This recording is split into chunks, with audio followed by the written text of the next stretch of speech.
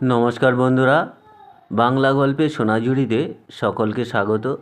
শুধু বন্ধুরা, আজ আমরা শুনব পরশুরামের একটি সুন্দর গল্প। আজকের গল্প জয়রাম জয়ন্তী। জয়রাম নন্দী কোনো অসাধারণ মানুষ নন, তিনি শুধু অসাধারণ দীর্ঘজীবী। আজ তার ১০০তম জন্মদিন, তাই তার আত্মীয়রা একটু জয়ন্তীর আয়োজন করেছেন। পোলাও আর মাংস রান্না হচ্ছে, কিন্তু এ বাড়িতে নয়, একটু দূরে অন্য বাড়িতে। সকালে কমলালেবুর রস আর দুধ সন্দেশ খাইয়ে বাইরের ঘরে একটা তক্তা পোষে অনেকগুলো বালিশের ঠেস দিয়ে জয়রামকে বসানো হয়েছে। আজ রবিবার, সকলেরই ফুসরত আছে। স্বজনবর্গ একে একে এসে প্রণাম করছে, উপহার দিচ্ছে, দু চারটে কথা বলে অনেকে চলে যাচ্ছে, কেউ বা অল্পক্ষণের জন্য বসছে। বয়সের তুলনায় জয়রামের শরীর ভালোই আছে। প্রেশার বেশি নেই, ডায়াবেটিস নেই, বাত নেই, চোখে ছানি পড়েনি, তবে দৃষ্টি কমে গেছে। খাবারের লোভ আছে, কিন্তু পেট রোগা। কানে কখনো ভালো শোনেন, কখনো শোনেন না। দোষের মধ্যে মাঝে মাঝে স্মৃতির ওলটপালট হয়। অতীত আর বর্তমান গুলিয়ে ফেলেন। কেউ প্রতিবাদ করলে চটে ওঠেন। মেজাজ সাধারণত ভালোই থাকে। গল্প করতে ভালোবাসেন, মাঝে মাঝে প্রলাপ বকেন, আর বুদ্ধিমানের মতন কথাও বলেন। খবর জানবার খুবই আগ্রহ আছে। কাগজে কি লিখছে তা তার নাতির কাছ থেকে প্রত্যহ শোনেন। বেশি তামাক খাওয়া বারণ, কিন্তু জয়রাম হাত থেকে নল নামাতে চান না। কলকে নিভে গেলেও টের পান না। সিমসন স্মিথ অ্যান্ড কোম্পানির অফিসে জয়রাম 40 বছর চাকরি করেছেন। শেষ 20 বছর বড়বাবুর পদে ছিলেন। মনিবরা উদার, জয়রামকে মোটা পেনশন দেন। তিনি অবসর নিলে তার ছেলে হরেরাম ওই পদে চাকরি করেন। 4 বছর হলো হরেরামও অবসর নিয়েছেন। এখন তিনি নবদ্বীপে বাস করছেন। তার ছেলে অর্থাৎ জয়রামের নাতি শিবরাম ওই ফার্মেই কাজ করে। তারও ভবিষ্যতে বড়বাবু হবার আশা আছে। জয়রাম 3বার বিবাহ করেছিলেন। স্নান, কাপড় বদলানো, খাওয়া দাওয়া, মুখ ধোয়া ইত্যাদি নানান কাজে তাকে পরের সাহায্য নিতে হয়। একজন দক্ষ চাকর এসব কাজ করত, কিন্তু জয়রামের গালাগালি সইতে না পেরে সে চলে গেছে। অগত্যা সম্প্রতি আরেকজনকে বহাল করা হয়েছে, লতিকা খাস্তগির। পাশ করা নার্স নয়, সেজন্য তার চার্জ কম। সে সন্ধ্যায় আসে, বেলা 8টায় চলে যায়। তার সেবায় জয়রাম এখন পর্যন্ত ভালোই আছেন। আগন্তুক আত্মীয় স্বজনের সঙ্গে জয়রাম প্রসন্ন মনে গল্প করছেন, আর মাঝে মাঝে গড়গড়ার নির্ধম নল টানছেন। শুধু মস্ত বড় খবর, আমাদের বড় সাহেব মিস্টার সিমসন তোমার সঙ্গে দেখা করতে আসবেন। জয়রাম বলল, বলিস কি রে, চার্লস সিমসন? আহ, তোমার তো কিছুই মনে থাকে না দেখছি। স্যার, চার্লস তো তোমার চাইতেও বড় ছিলেন। তার নাতি হ্যারি সিমসন এখন সিনিয়র পার্টনার। তিনি গুড উইশ জানাতে আসছেন। তোমার সঙ্গে ফার্মের কতকালের সম্পর্ক তা জানেন কি না? জানবেই তো, কত বড় বংশের সাহেব, কিন্তু বসতে দিবি কিসে? বাড়িতে একটা ভালো চেয়ারও নেই। ভেবো না, তার ব্যবস্থা আমি করে নিয়েছি। জয়রাম চঞ্চল হয়ে বললেন, ওরে শিব, আর একটা উড়নি বেশ করে কুচিয়ে পাকিয়ে দে, গলায় দেব। আর আমার ঘড়ি, ঘড়ির চেন, আর চার্লস সিমসন যা দিয়েছিলেন। কেন শুধু শুধু ব্যস্ত হচ্ছ দাদু? তুমি যা পড়ে আছো সেই সাজেই সাহেবের সঙ্গে দেখা করবে। খাতির জানাবার জন্য কাকতারুয়া সাজবার কোনো দরকার নেই।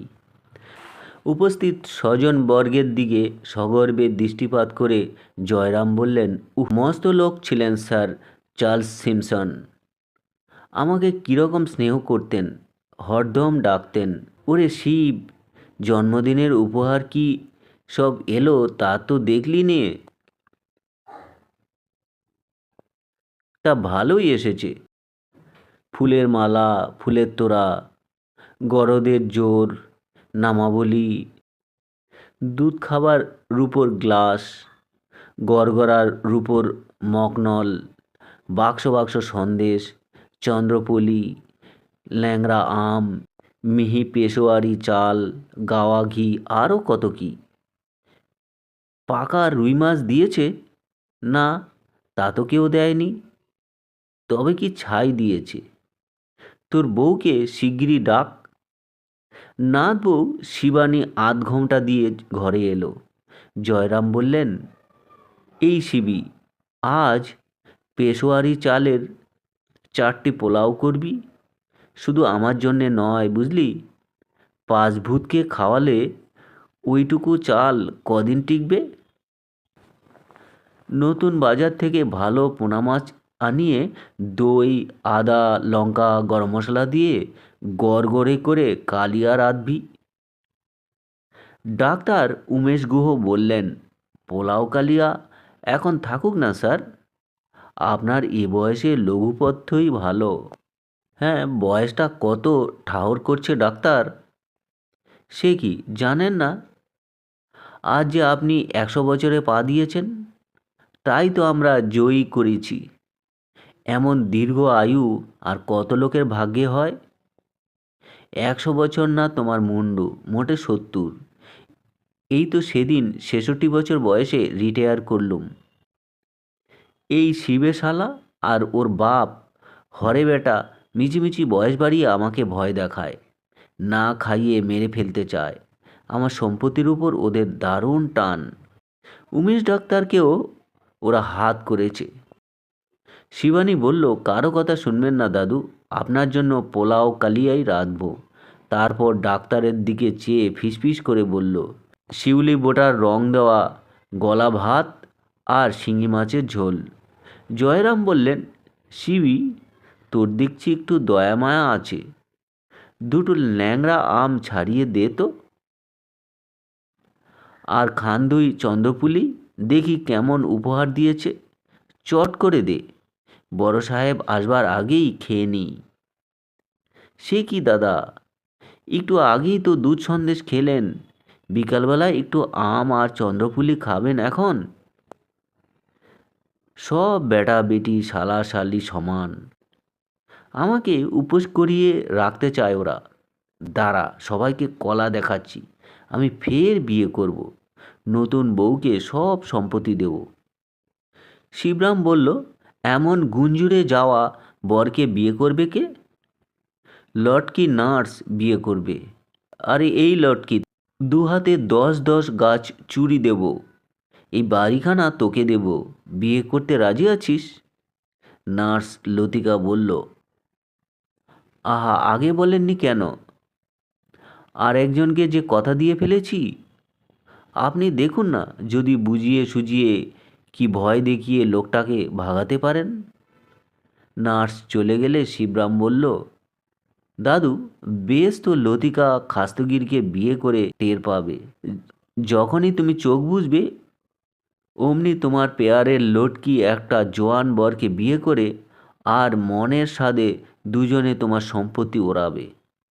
শিবরামের বড় সাহেব হ্যারি সিমসন এসে পড়লেন। যারা ঘরে ছিলেন তারা সকলেই উঠে গেলেন। মহা খাতির করে শিবরাম সাহেবকে জয়রামের কাছে নিয়ে এলো। জয়রামের শীর্ণ হাতে ঝাঁকুনি দিয়ে সিমসন বললেন, এ গ্রেট ডে, আপনার জন্মদিন আরও বহুবার আসুক, এটাই কামনা করি। হাত জোর করে গদগদ স্বরে জয়রাম বললেন, উইশ ইউ লং লাইফ। নন্দীবাবু, আপনাদের দেশ 12 বছর হলো ইন্ডিপেন্ডেন্ট হয়েছে, তার খবর রাখেন না? হাত নেড়ে জয়রাম বললেন, নো ইন্ডিপেন্ডেন্স স্যার। চাল 35 টাকা, পোনা মাছ 5 টাকা, নো পিওর ঘি। যুদ্ধের পর যেমন সব দেশে, তেমনি আমাদের দেশেও দাম চড়ে গেছে, কিন্তু লোকের আয় তো বেশ বেড়েছে। দেদার নতুন নতুন বিল্ডিং উঠছে, পথে অসংখ্য মোটর কার চলছে। ব্রিটিশ আমলে আমাদের ছেলে ভাইপো শালা জামাইয়ের চাকরি জোটানো সহজ ছিল, কারণ আপনাদের আত্মীয়রা কেউ তুচ্ছ কেরানির কাজ করতে চাইতেন না। কিন্তু এখন একটা সামান্য পোস্টের জন্য বড় বড় কর্তারা সুপারিশ পাঠান। তাদেরও তো একপাল বেকার আত্মীয় আছে কি না? আচ্ছা, তাহলেও তো আপনাদের ইন্ডিয়ান ইউনিয়নের লোকেরা মোটের উপর সুখেই আছে। না স্যার, মোস্ট আনহ্যাপি। জয়রাম ক্রমশ উত্তেজিত হচ্ছেন দেখে সিমসন বললেন, পলিটিক্স থাকুক, আপনার নিজের কথা বলুন নন্দীবাবু। স্মিত মুখে জয়রাম বললেন, স্যার, আমি আবার বিবাহ করছি। একটি ইয়ং লেডি, যিনি কিনা আমার অবর্তমানে দেখাশোনা করবে। রিয়ালি নন্দীবাবু, তার চাইতে একটি গুড ওল্ড লেডি বিয়ে করাই আপনার পক্ষে ভালো হবে, আপনার যত্ন নেবে। জয়রাম ঠোঁট উল্টে বললেন, ওল্ড লেডি? No no. আপনি নিজে কীরকম? আপনাদের 13টা ডিপার্টমেন্ট আমি একাই ম্যানেজ করতে পারি। স্যার, আমার কথা থাকুক, হোমের কথা বলুন। বড্ডই মন্দ খবর শুনেছি। কীরকম? শুনেছি ব্রিটেন নাকি ফার্স্ট পাওয়ার থেকে থার্ড পাওয়ারে নেমে গেছে। চায়না আর একটু উঠলেই ব্রিটেন ফোর্থ হয়ে যাবে। চিরকাল সমান যায় না নন্দীবাবু। ইন্ডিয়া যদি মিলিটারি পাওয়ারহুড হয়, তবে ব্রিটেন হয়তো ফিফথ পাওয়ার হয়ে যাবে। আরও সব বিশ্রী কথা শুনছি। কি শুনছেন? ছোট ছেলের মতন হঠাৎ হাউ হাউ করে কেঁদে উঠলেন জয়রামবাবু এবং বললেন, ওই আমেরিকানরা। নন্দীবাবু, এদেশ কি আমাদের পক্ষে খুব নিরাপদ? শুনেছি আপনাদের এক পাওয়ারফুল ব্যক্তি আছেন, নেহরু, কোনো রকমে তাকে ঠেকিয়ে রেখেছেন। নেহরু যখন থাকবেন না, তখন ওই কলকি অবতার এদেশে অবতীর্ণ হবেন। তার চাইতে পাকিস্তানেই তো ভালো। ওরা চিরকালই ফেইথফুল, আমাদের তাড়াতে চায়নি। পাকিস্তানে জায়গা পাবেন না স্যার, আমেরিকানরা আপনাদের থাকতে দেবে না। আপনাদের পৈতৃক খ্রিস্টধর্ম, বিফ, হুইস্কি কিছুই ছাড়বার দরকার নেই, তবে একখানি গীতা সর্বদা সঙ্গে রাখবেন। সিমসন বললেন, গুড আইডিয়া, ভেবে দেখব। গুড বাই নন্দীবাবু, আপনি বিশ্রাম করুন। এই এক বাক্স চকলেট আপনার জন্য এনেছি, খাবেন। তো বন্ধুরা, এই ছিল পরশুরাম তথা রাজশেখর বসুর সুন্দর একটি গল্প পাঠ। ভালো লাগলে চ্যানেলটির সঙ্গে থেকে সাবস্ক্রাইব করবেন। সকলে ভালো থাকবেন, ধন্যবাদ।